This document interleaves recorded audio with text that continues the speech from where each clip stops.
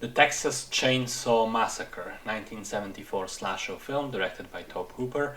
It was made on a low budget, around $140,000, which isn't much even at the time, with a bunch of mostly unknown actors, shot on location, became a classic cult film and had numerous sequels over the years. And as far as I'm aware, they mostly contradict one another and exist in all these different timelines. Like there's 5 or 6 separate continuities at this point in time, and there is a new one coming, a sequel directly to the first movie, coming out on Netflix in just a couple of weeks, which is why I decided to finally go back and check the original. It presents itself as though it's based on a real story, although that's not true. And the film focuses on a group of teenagers who, they include siblings, who are like the main characters, I guess, where the brother is wheelchair bound, the sister isn't. And this group of 5, they go to visit the grave of the siblings, grandfather. And then they hang around at their old derelict house for a while. But after one of the teenagers knocks on the door of a neighbor looking to borrow or to buy some gas, things quickly take a turn for the worse. So this is considered one of the classic slashers that everyone knows about, but not everyone has actually seen. 2 things were quite surprising to me right away. First, how tame it actually is. Tobe Hooper claims that he was aiming for a PG rating with the film, which is why the vast majority of the violence occurs off screen or is framed in such a way that doesn't allow us to see it directly. More is implied than actually shown. There certainly aren't any explosions of blood and gore. And perhaps because of this subtlety, the film ends up being much scarier and more unsettling than it would have been otherwise with direct violence. I mean, it really is pretty fucked up, especially with how casual and abrupt some of the killings seem. That was why the film initially got an X rating in America, later lowered to R, and it was banned completely for many years in other countries such as UK and Germany.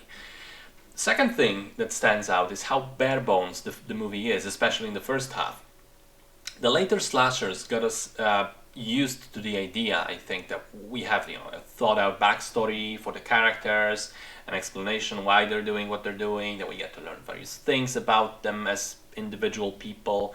We form attachment before they start getting picked off.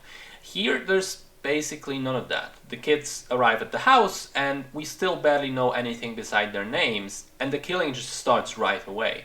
No ceremony, no waiting. It was pretty shocking, I'm not gonna lie.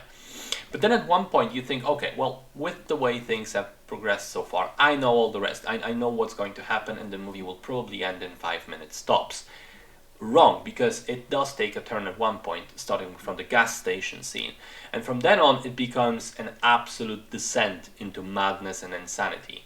I was watching it thinking, just what the fuck is going on? I thought this was sick before, but that was just barely the surface. Things culminate with the infamous dinner scene, which is just fucking wild on every level. And I've read the actors claiming there wasn't actually much acting involved in the scene because they felt they really started to slip into insanity while shooting this sequence. And the whole story is just fucking unbelievable. So first, the actor playing the grandfather decides that the process of putting on the makeup is so tiring and so long that he will only agree to do it once. Therefore, the crew has to shoot all of his scenes, including this prolonged sequence, in one go. This leads to the shooting day extending to about 30 hours of work with only small breaks. This is all happening in the middle of Texas summer, massive heat wave in an old building with no air conditioning or good ventilation. To top it off, the scene is supposed to take place at night, which means they have all these blackout curtains in the windows, which increases the heat inside. Then add the filming lights to that and you got yourself a sauna, which is far from pleasant because, reminder, the actors are in makeup and in costumes, which for some of them includes clothes that haven't been washed for the entire shoot. They're dirty and drenched in fake blood to such an extent that they become almost solid. And then you have all the food on the table, the sausages and meat and such, which begins to spoil almost immediately in all this heat. Plus, most of the animal carcasses that are scattered around the room were actually real. Those weren't props. And those started to decompose as well, which led to actors and crew getting sick repeatedly.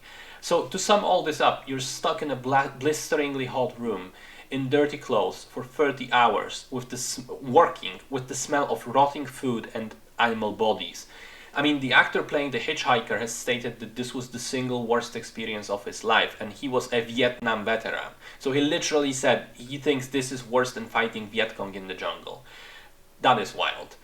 Anyway though, whatever torture they had to endure, it results in a really visceral, crazy, unsettling sequence, and that serves the film because I was on the edge of my seat. I was scared and I was grossed out as well. I think it's a feat to achieve achieved all of that on such a small budget and with limited experience of the filmmakers. Particularly the cinematography has moments which made me go, wow, this is actually a pretty nice shot. I wouldn't have expected that from a cheap slasher. And yeah, of course, some things have aged a little, which makes, some of the scenes look kind of funny.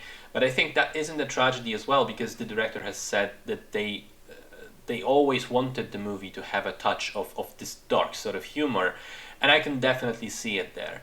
So all in all, I think it's deservedly a classic. I can't speak for any of the sequels, but the original stands the test of time and remains an effective horror film. Very good stuff.